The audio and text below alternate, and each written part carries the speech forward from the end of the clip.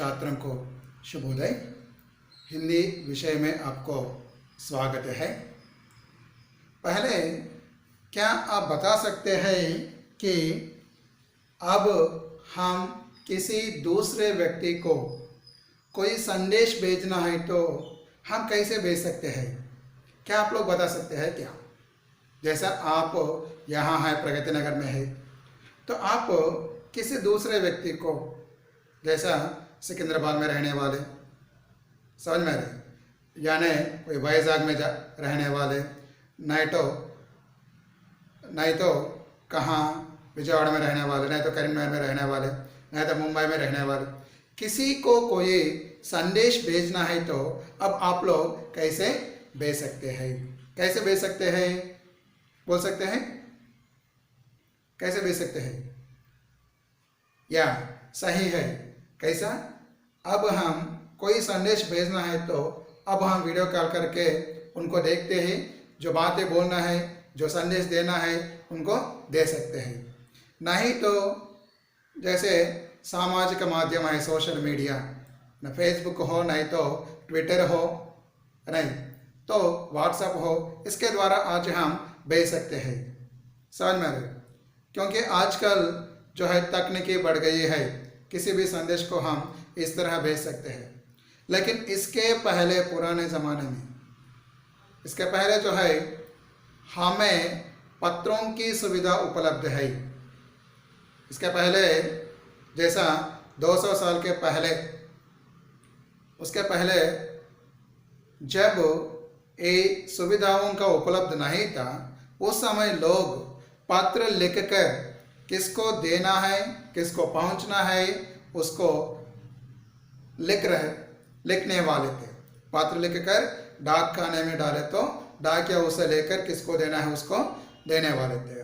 और उसके पहले पुराने ज़माने में आप लोग सुने होंगे, राजाओं ने एक कागज पर, एक कपड़े पर लिखकर, नहीं क्या करने वाले थे, उसके ऊपर लिखकर अपने सेवक के द्वारा भेजने वाले थे। और सेवक वहाँ जाकर किसी दूसरे राज्य को कोई संदेश भेजना है तो सेवक वहाँ जाकर संदेश को पढ़ने वाले थे। लेकिन मामूली आदमी लोग जो है कागज़ पर लिखकर कबूतर के द्वारा, कबूतर के पाँवों को बांधकर सो भेजने वाले थे। तो इस तरह, ठीक है बच्चों? सो पत्र जो है हमसे जो लोग दूर में रहते हैं उनको कोई समाचार भेजना, नहीं तो संदेश भेजने के लिए उपयोग किया जाता है। तो ये जो है पत्र के बारे में ही समझ में आए। लेकिन आजकल तकनीकी बढ़ गई, टेक्नोलॉजी डेवलप्ड, तो इसके वास्ते हम लोग क्या कर रहे हैं? तकनीकी का उपयोग कर रहे हैं। यह पत्र जो है दो तरह के हैं। एक जो है औपचारिक और दूसरा जो है अनौपचारिक, फॉर्मल, इनफॉर्मल। फिर इसमें 3 प्रकार के हैं। एक जो है निजी पत्र है, नहीं तो वैयक्तिक पत्र है, पर्सनल लेटर, वैयक्तिक पत्र। और दूसरा सरकारी पत्र, ऑफिशियल लेटर।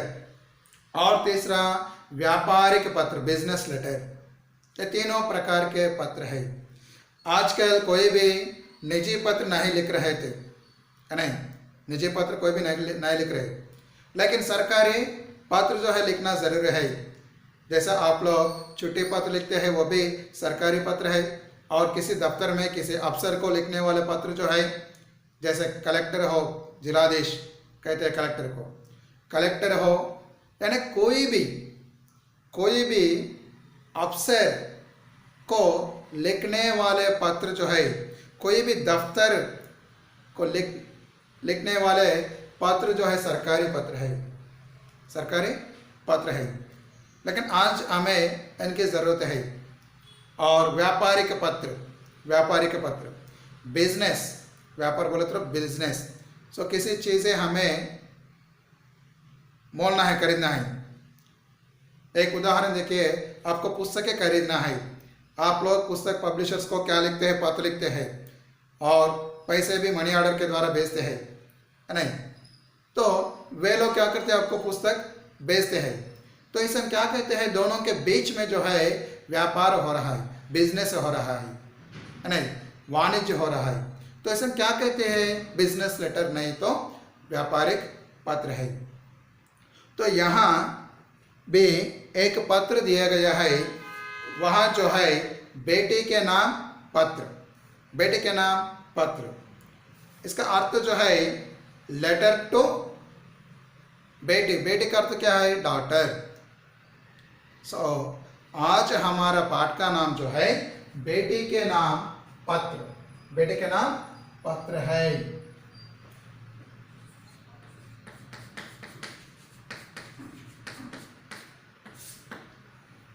पाठ छठवां पाठ है,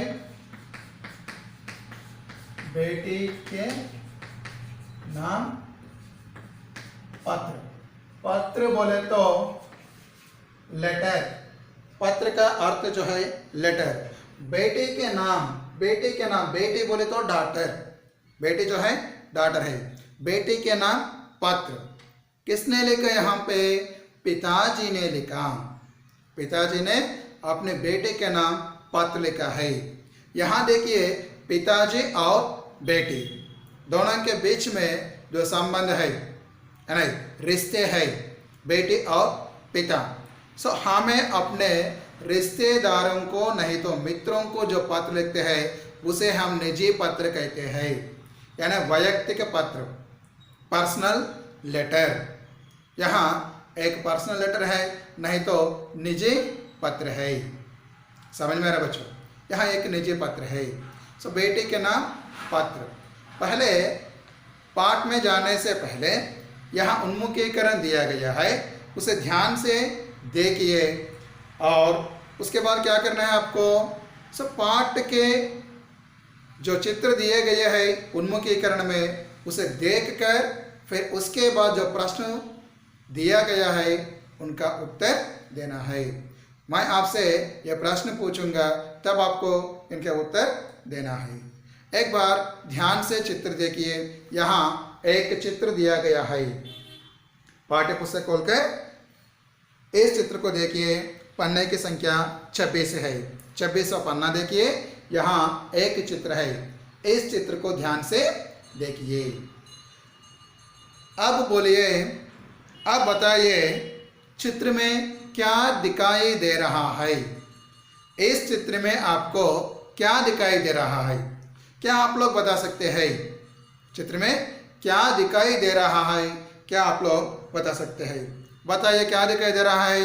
एक लड़का है और कागज है और क्या है, थैली भी है। लड़का, कागज, थैली, ये तीनों हम इस चित्र में देख सकते हैं। सही है नहीं? ऐसा नो सही है। लड़का है और कागज है और थैली है। बालक क्या कर रहा होगा? ये बालक क्या कर रहा होगा? क्या कर रहा है ये बालक?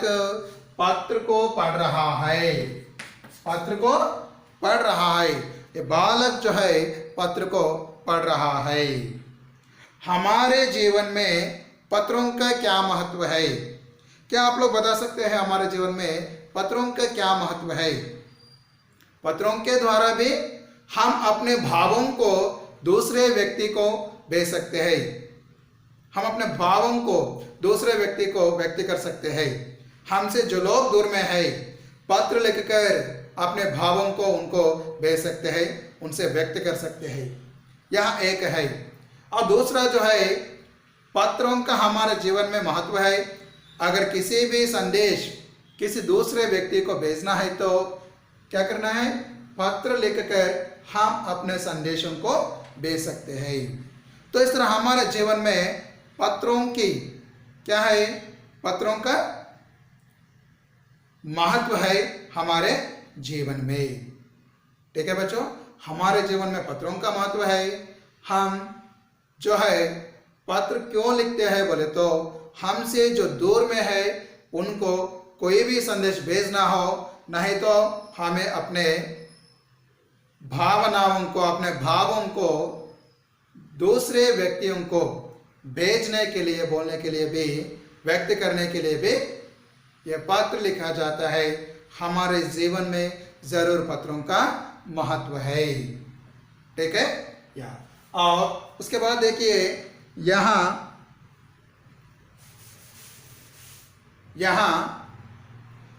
ये जो है इस पाठ बेटे के नाम पत्र, इस पाठ इस 9वीं कक्षा में क्यों दिया गया है, इससे हम क्या सीख सकते हैं? तो इसके उद्देश्य देखिए। पहला, पत्र विधा से अपने विचार प्रकट करने का प्रयास करना, पत्र के विधा को जानकारी करना, पत्र कैसे लिखते हैं उसके विधा की जानकारी करना चाहिए।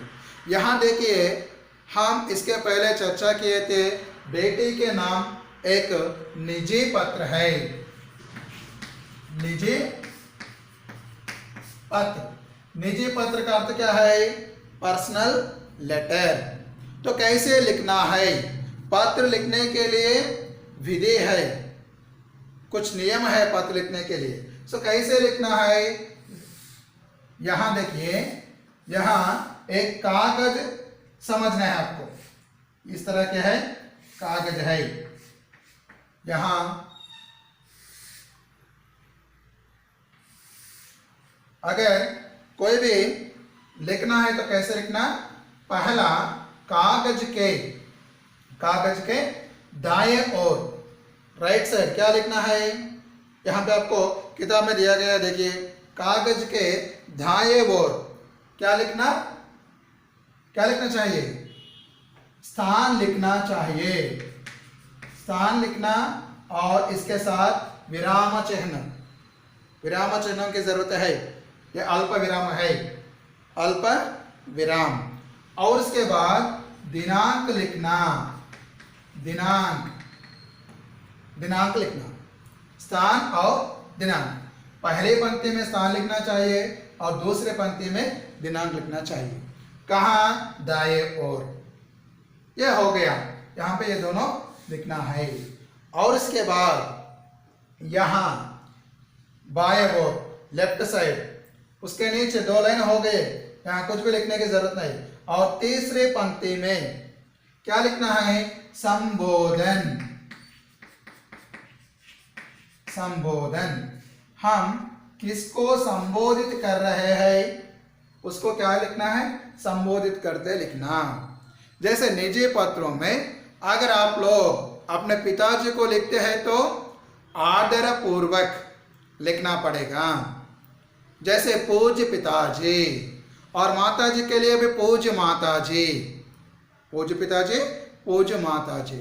हमसे बड़े वालों को हम आदर देना चाहिए।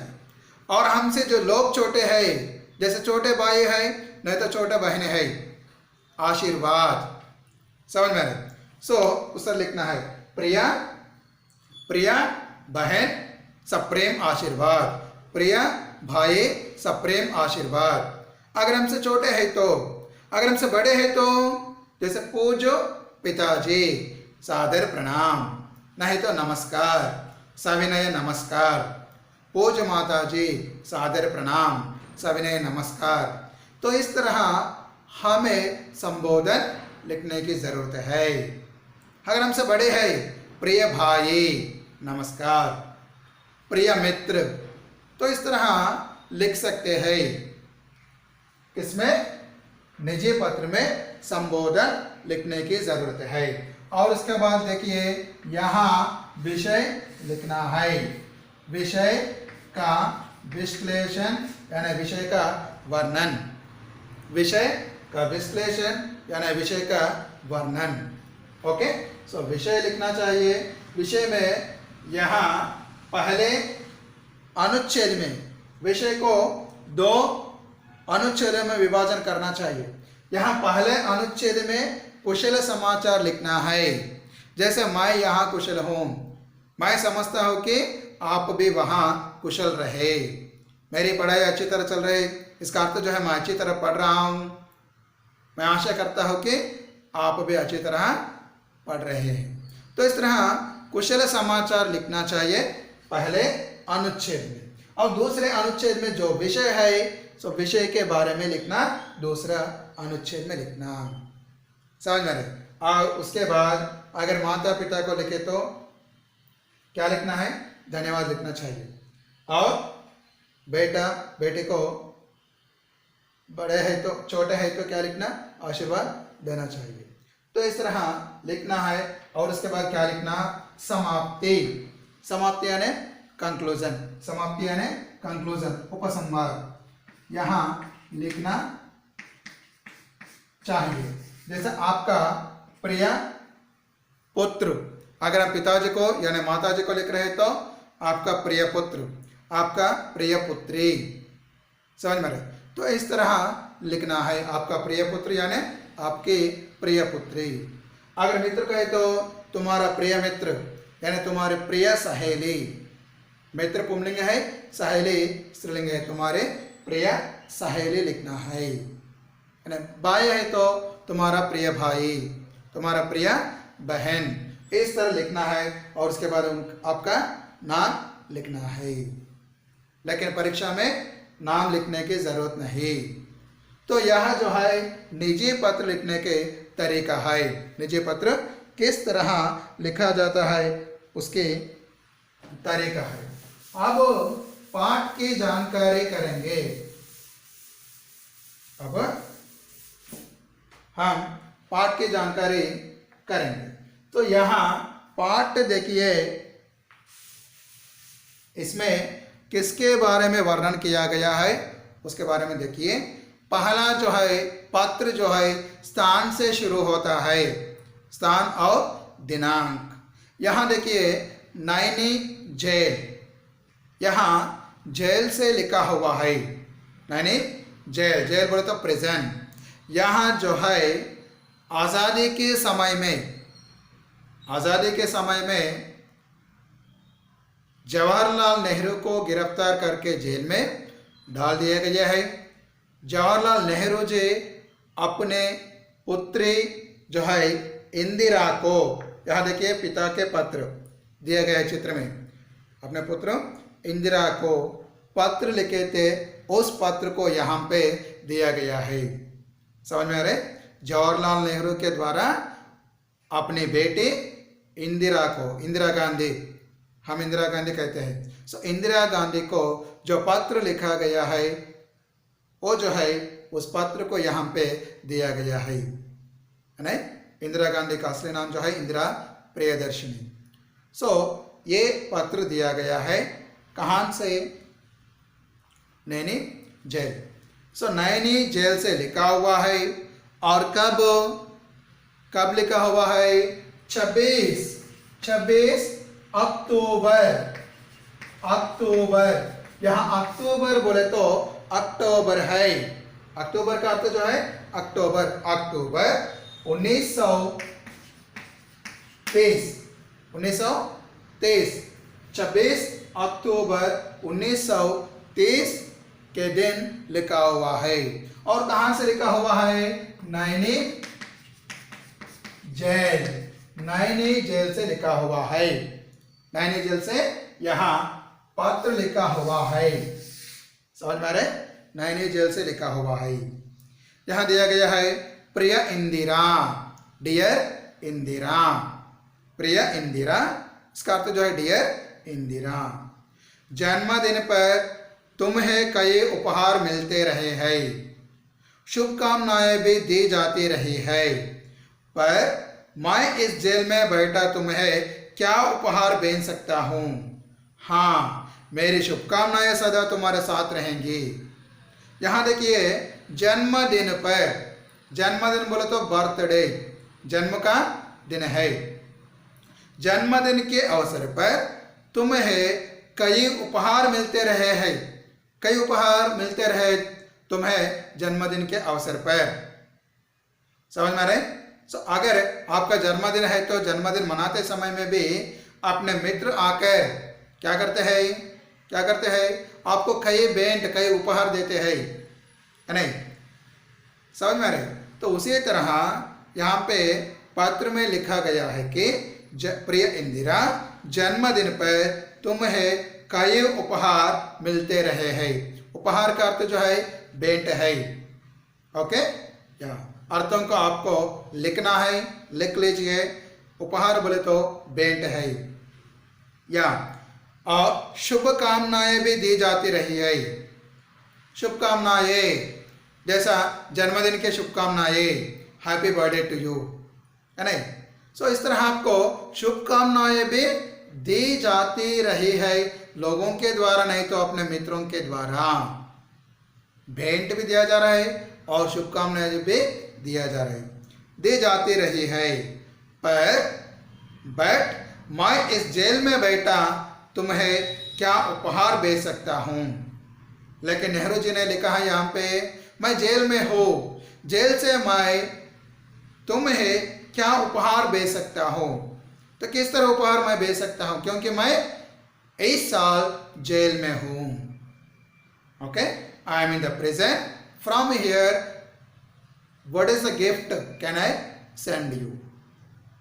अंडरस्टूड। सो जेल से मैं क्या उपहार भेज सकता हूँ। तो इसका अर्थ जो है, मैं जेल में हूँ, यहाँ से इस साल तुम्हारे जन्मदिन के अवसर पर मैं कोई भी उपहार नहीं भेज सकता हूँ। हाँ, मेरी शुभकामनाएं सदा तुम्हारे साथ रहेंगी। हाँ, सदा मेरी शुभकामनाएं तुम्हारे साथ रहेंगी। Always my blessings with you, always my blessings are there for you. जरूर मेरी शुभकामनाएं सदा तुम्हारे साथ रहेगी। अगर मैं यहां से कोई भी चीज, कोई भी भेंट नहीं भेज सका तो भी। किसने कहा ऐसा, किसने लिखा? जवाहरलाल नेहरू जी ने लिखा अपने बेटे इंदिरा गांधी को। और उसके बाद देखिए उसने क्या लिखा। क्या तुम्हें याद है कि जोन ऑफ आर्क की कहानी तुम्हें कितनी अच्छी लगी थी? तुम स्वयं भी तो उसी की तरह बनना चाहती थी, पर साधारण पुरुष तथा स्त्रियां इतने साहसी नहीं होते। वे तो अपने प्रतिदिन के कामों, बाल बच्चों तथा घर की चिंताओं में ही फंसे रहते हैं। परंतु एक समय ऐसा आ जाता है कि किसी महान उद्देश्य की पूर्ति के लिए सभी लोगों में असीम उत्साह भर जाता है। साधारण पुरुष वीर बन जाते हैं और स्त्रियां वीरांगनाएं। यहाँ पहले अनुच्छेद में क्या दिया गया, क्या लिखा हुआ है? कुशल समाचार के बारे में, जन्मदिन के बारे में लिखा हुआ है। जो विषय उन्होंने इंदिरा से बोलना चाहते हैं, चर्चा करना चाहते हैं, सो यहाँ दूसरे अनुच्छेद से है, दूसरे अनुच्छेद में है। देखिए, क्या तुम्हें याद है कि, क्या तुम्हें याद है कि जोन ऑफ आर्क की कहानी, यहाँ एक कहानी का नाम दिया गया है zone of arc, zone of arc की कहानी। यहाँ अंग्रेजी शब्द है zone of arc. Zone of arc की कहानी यहाँ तुमने पढ़ा है, तुमने पढ़े थे जोन ऑफ आर्क की कहानी। क्या तुम्हें कितने अच्छे लगे थे? क्या तुम्हें याद है? Do you remember that the story of zone of arc? Understood? वह कितने अच्छे लगे थे। तो felt that the story is nice. तो तुम्हें याद है कि यहाँ कहानी कितनी अच्छी लगी तुम्हें? अच्छा बोले तो गुड। कहानी का अर्थ जो है किस्सा यानी कथा, स्टोरी। और तुम स्वयं भी तो उसी की तरह बनना चाहते थे। तुम भी जोन ऑफ आर्क की तरह स्वयं खुद बनना चाहते थे। You also want to become like Joan of Arc. तो ये कहानी जो है कितनी अच्छी है, तुम्हें याद है क्या? और कहानी पढ़ने के बाद तुमने कहा कि तुम भी स्वयं उसी की तरह बनना चाहते हैं। You wanted to become same like that person. पर साधारण पुरुष तथा स्त्रियां इतनी साहसी नहीं होते। साधारण पुरुष कॉमन मैन, स्त्री common women general, ordinary man और ऑर्डिनरी वुमेन, साधारण पुरुष तथा स्त्रियां, स्त्रियां बोले तो वुमेन, इतने साहसी, साहस बोले तो करेज, साहसी का अर्थ जो है करेजियस, नहीं होते, इतने साहसी। यहां देखिए साहस में ई प्रत्यय जुड़े हैं, साहस कैसे बनते हैं, साहसी, साहस प्लस ई, यहां ई प्रत्यय जुड़े हैं, साहस रहने वाले साहसी है। तो तुम भी उनकी तरह बनना चाहते थे, लेकिन साधारण पुरुष यानी स्त्रियां, स्त्री जो है एक वचन है, स्त्रियां बहुवचन है, स्त्रियां इतने साहसी नहीं होते। ओके, ऑर्डिनरी वुमेन और ordinary man so will not be courageous like Joan of Arc. वे तो अपने प्रतिदिन के कामों, वे तो अपने प्रतिदिन के कामों, रोजाना जो काम है, जैसा मैं अध्यापक हूँ, क्या करना है, पाठशाला में आकर पढ़ना चाहिए, और आप लोग छात्र हैं, आपको क्या करना है, स्कूल में आकर पढ़ना चाहिए और घर जाने के बाद गृह कार्य करना चाहिए। और अपने माता पिता क्या करते हैं, वे लोग दफ्तर में जाकर काम करते हैं, नहीं तो कारखाने में जाकर काम करते हैं, और अपनी माता जी भी कुछ लोग काम करते हैं, काम पे जाते हैं और घर में भी अपना काम करते रहते हैं। तो इस तरह ये रोज़ाना काम है। साधारण पुरुष यानी स्त्रियां अपने रोज़ाना के काम करते रहते हैं, प्रतिदिन के कामों, और बाल बच्चों, जैसे माता पिता है क्या करते हैं, अपना काम करते रहते हैं और बाल बच्चों के देखभाल करते हैं, बच्चों के देखभाल करते रहते हैं। जैसे छोटे बच्चे हैं, क्या करना है, माता जी उनको खिलाते हैं, नहीं, और स्नान कराते हैं। तो इस तरह साधारण पुरुष और स्त्रियां प्रतिदिन के कामों, बाल बच्चों तथा घर की चिंताओं में ही फंसे रहते हैं। घर की चिंता, चिंता मीन्स वरी, घर की चिंता, नहीं, तो इसका अर्थ जो है घर की चिंता बोले तो फैमिली प्रॉब्लम्स, घर में जो समस्याएं है उनके बारे में चिंतित रहते हैं साधारण पुरुष और स्त्रियां, नहीं, समझ में आए। सो यह जो है साधारण बात है, सभी घरों में, सभी घरों में साधारण पुरुष यानी स्त्रियां अपने प्रतिदिन के कामों में, बाल बच्चों की देखभाल करने में और घर की चिंताओं में, नहीं, फंसे रहते हैं। परंतु एक समय ऐसा आ जाता है कि किसी महान उद्देश्य की पूर्ति के लिए सभी लोगों में असीम उत्साह बढ़ जाता है। परंतु बट एक समय आ जाता है, everyone will get the time, एक समय ऐसा आ जाता है, सब लोगों को समय मिलता है कि सब महान उद्देश्य की पूर्ति करने के लिए, महान उद्देश्य, महान मीन्स ग्रेट, उद्देश्य मीन्स ऑब्जेक्टिव और aim, to fulfil their aim, okay, पूर्ति के लिए सभी लोगों में, ऑल पीपल, असीम उत्साह बढ़ जाता है। असीम उत्साह, उत्साह बोले तो एंथुसियाज्म और एक्साइटिंग, सो उत्साह बढ़ जाता है। किसी उद्देश्य को पूरा करने के लिए लोग जो है क्या करते हैं, उत्साह से काम करते हैं, उनमें उत्साह बढ़ जाता है। जैसे आप लोग पढ़ रहे हैं, अगर परीक्षा है तो उत्साह से पढ़ते हैं और उत्साह से परीक्षा लिखते हैं, नहीं, सो उसमें प्रथम स्थान पाने के लिए कोशिश करते हैं, समझ में नहीं। तो इस तरह एक समय जरूर आ जाता है कि लोगों में उद्देश्यों को पूर्ति के लिए असीम उत्साह बढ़ जाता है। साधारण पुरुष वीर बन जाते हैं और स्त्रियां वीरांगना। यहाँ देखिए वीर जो है पुंलिंग है, वीर पुंलिंग है और वीरांगना स्त्रीलिंग है। वीर कौन सा लिंग है, पुंलिंग है, और वीरांगना स्त्रीलिंग है, समझ में रहे। सो साधारण पुरुष वीर बन जाते हैं, they will become the brave man, और स्त्रियां, साधारण स्त्रियां किसी महान उद्देश्य की पूर्ति के लिए क्या बन जाता है, वीरांगना। वीरांगना बोले तो ब्रेव वुमेन, सो वीरांगना बन जाते हैं, वीर और वीरांगना। वीर पुंलिंग है, वीरांगना स्त्रीलिंग है।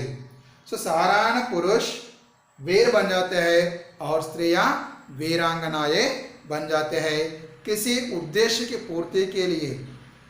समझ में आए? तो इस तरह किसने कहा? नेहरू जी ने कहा अपने बेटे इंदिरा से। और देखिए आजकल हमारे भारत के इतिहास का निर्माण हो रहा है। बापू ने भारतवासियों के दुखों को दूर करने के लिए आंदोलन छेड़ा है। मैं और तुम बहुत भाग्यशाली है कि यह आंदोलन हमारी आंखों के सामने हो रहा है और हम भी इसमें कुछ भाग ले रहे हैं। एक महान उद्देश्य हमारे सामने है कि और इसकी पूर्ति के लिए बहुत कुछ करना है। यहाँ उसने क्या कहा? आजकल नवेडेज, आजकल हमारे भारत के इतिहास का निर्माण हो रहा है। कब? 1923 आज़ादी के पहले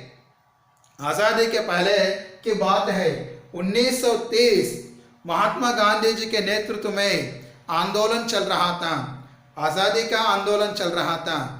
तो उस समय उसने कहा आजकल हमारे भारत के इतिहास का निर्माण हो रहा है। ये जो है अब इतिहास में मिले जुले है नहीं। इतिहास बोले तो बीत गए बातों के बारे में चर्चा जो है वो जो है इतिहास में है। इतिहास बोले तो हिस्ट्री, इतिहास बोले तो हिस्ट्री। आजकल हमारे भारत के इतिहास के निर्माण हो रहा है। So now we are writing the history of Indian movement. उस समय उसने कहा ओके, निर्माण मीन्स कंस्ट्रक्शन, लेकिन यहाँ इतिहास का निर्माण करना बोले तो क्रिएटिंग द हिस्ट्री।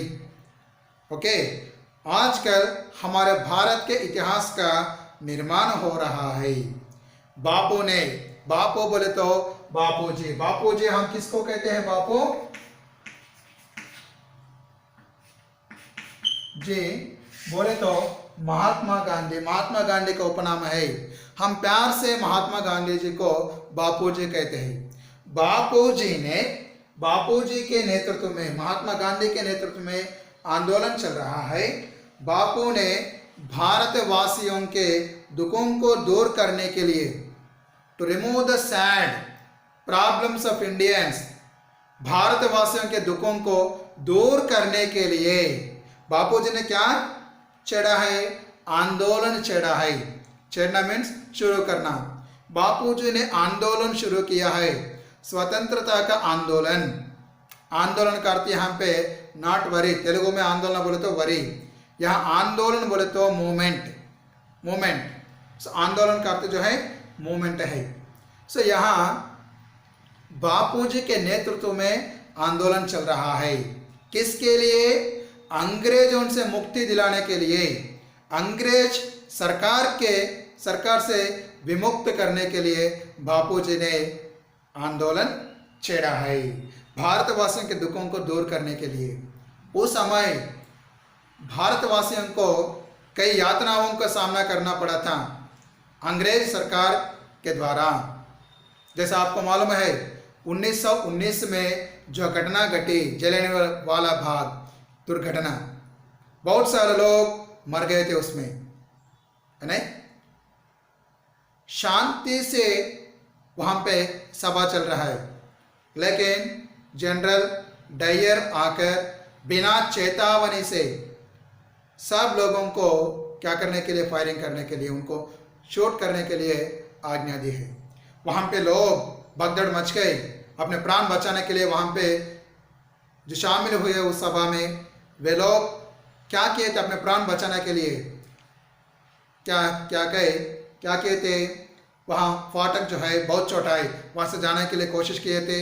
एक दूसरे के ऊपर पड़कर कुचलते हुए कुछ लोग प्राण त्याग दिए थे। और वहाँ पे एक कुएं है, अपने प्राण बचाने के लिए, अंग्रेजों के गोलियों से प्राण बचाने के लिए कुछ लोग उस कुएं में क्या किए थे? कूद कर मर चुके हैं। तो इस तरह बहुत सारे यातनाओं का सामना करना पड़ा, बहुत सारे दुखों का सामना करना पड़ा भारतीयों को अंग्रेज सरकार के समय में, अंग्रेज शासन के समय में। सो इन सब को दूर करने के लिए महात्मा गांधी जी के द्वारा आंदोलन चलाया गया है। मैं और तुम बहुत ही भाग्यशाली है। मैं और तुम, नेहरू जी ने कहा कि मैं और तुम, नेहरू और इंदिरा, तुम, ये जो है इंदिरा को मैसेज दे रहा है, लेकिन ये सबके लिए है। मैं और तुम बहुत ही भाग्यशाली है, जो भाग्य रहने वाले, lucky. So you and me both are lucky, क्योंकि यह आंदोलन हमारी आंखों के सामने चल रहा है। यह आंदोलन, the movement is going on in front of our eyes. So in front of us, हम लोग आंदोलन को देख रहे थे, नहीं? सो भारत के आज़ादी का आंदोलन जो है हमारे आंखों के सामने चल रहा है। तो इसके वास्ते मैं और तुम दोनों भाग्यशाली है।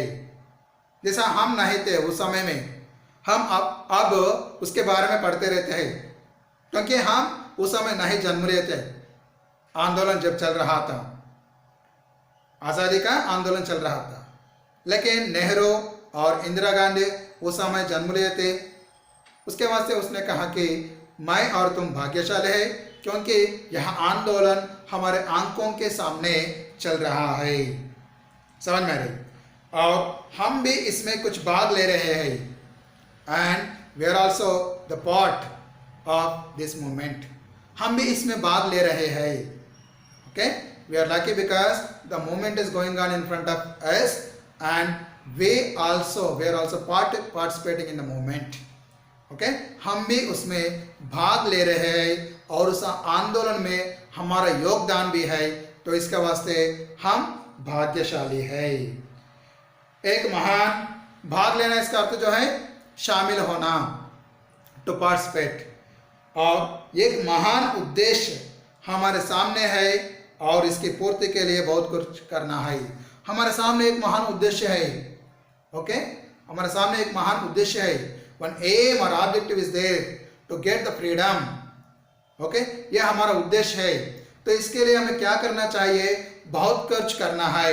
We have to do lot of, we have to do more to get freedom. Okay, हमारा सामने उद्देश्य है जो है आज़ादी को प्राप्त करना है। आज़ादी को प्राप्त करना है।